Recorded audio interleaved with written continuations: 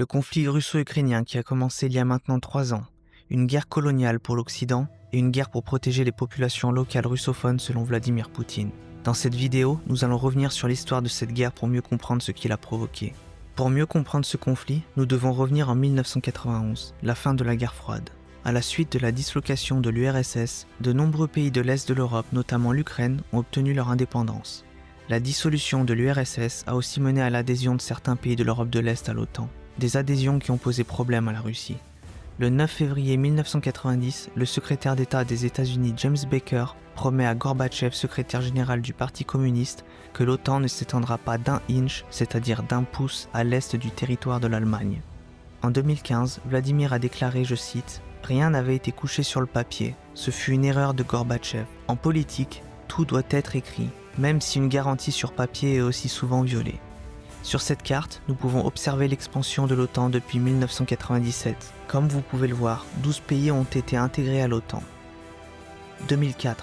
La révolution orange en Ukraine marque un tournant pro-occidental du pays. Beaucoup de controverses concernant cette révolution font penser à une ingérence internationale. En 2004, le gouvernement américain a alloué 14 millions de dollars via des agences comme l'USAID et des ONG telles que le National Democratic Institute.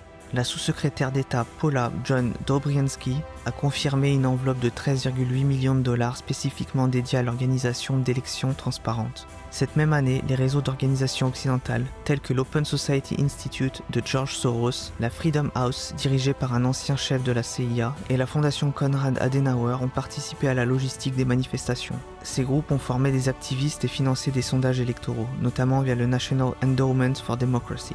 Soutien diplomatique et logistique. La mobilisation s'appuyait sur des méthodes éprouvées lors de la révolution serbe Optor et géorgienne Kamra, avec transfert de savoir en matière de communication de masse. Les observateurs de l'OSCE, dont le travail a été partiellement financé par Washington, ont joué un rôle décisif dans la contestation des résultats initiaux. La Russie a dénoncé une ingérence occidentale, qualifiant la révolution de complot américain. 10 ans plus tard, en novembre 2013, le président ukrainien Yanukovych suspend l'accord d'association avec l'Union européenne, déclenchant de vastes manifestations pro-européennes à Kiev connues sous le nom d'Euromaïdan. Février 2014, après des mois de protestations, Yanukovych quitte le pouvoir. Un nouveau gouvernement pro-occidental s'installe. Mars 2014, le référendum de 2014 en Crimée est un scrutin organisé sous contrôle russe, proposant 2 options aux électeurs. Le rattachement à la Russie, 96,77% des voix selon les résultats officiels, ou l'autonomie élargie dans le cadre ukrainien, 2,51% des voix. Suite au référendum, la Russie annexe la Crimée. L'ONU adopte une résolution le 27 mars 2014 déclarant le référendum sans validité, tandis que la communauté internationale le considère comme une annexion illégale. Cependant, un sondage réalisé par l'Institut américain Gallup en Crimée au mois d'avril 2014 révèle que 82,8% des habitants de la péninsule, dont 68,4% de ceux qui se déclarent ukrainiens, estiment les résultats du référendum conformes aux souhaits des habitants. Ensuite vient la guerre du Donbass, qui débute en avril 2014 avec la création des républiques populaires de Donetsk et de Lugansk par des forces séparatistes qui s'autoproclament État et qui sont soutenues militairement par la Russie, marquant ainsi le début du conflit russo-ukrainien. Conclusion. L'implication des puissances occidentales dans la crise ukrainienne est indéniable. Depuis la fin de la guerre froide, l'OTAN a progressivement élargi son influence vers l'est de l'Europe, suscitant des inquiétudes du côté russe. Ce contexte a contribué à la montée des tensions entre la Russie et l'Occident.